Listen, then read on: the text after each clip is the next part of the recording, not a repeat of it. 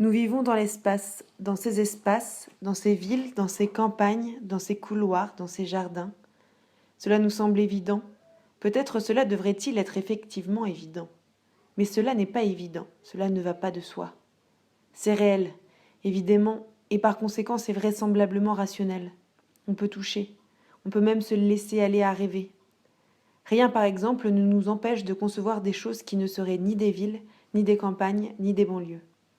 Ou bien des couloirs de métropolitains qui seraient en même temps des jardins. Rien ne nous interdit non plus d'imaginer un métro en pleine campagne. Ce qui est sûr, en tout cas, c'est qu'à une époque sans doute trop lointaine pour qu'aucun d'entre nous n'en ait gardé un souvenir un tant soit peu précis, il n'y avait rien de tout ça. Ni couloir, ni jardin, ni ville, ni campagne. Le problème n'est pas tellement de savoir comment on en est arrivé là, mais simplement de reconnaître qu'on en est arrivé là, qu'on en est là. Il n'y a pas un bel espace alentour, un bel espace tout autour de nous. Il y a plein de petits bouts d'espace, et l'un de ces bouts est un couloir de métropolitain, et un autre de ces bouts est un jardin public.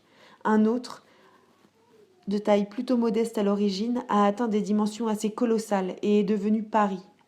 Cependant, qu'un espace voisin, pas forcément moins doué au départ, s'est contenté de rester Doissin.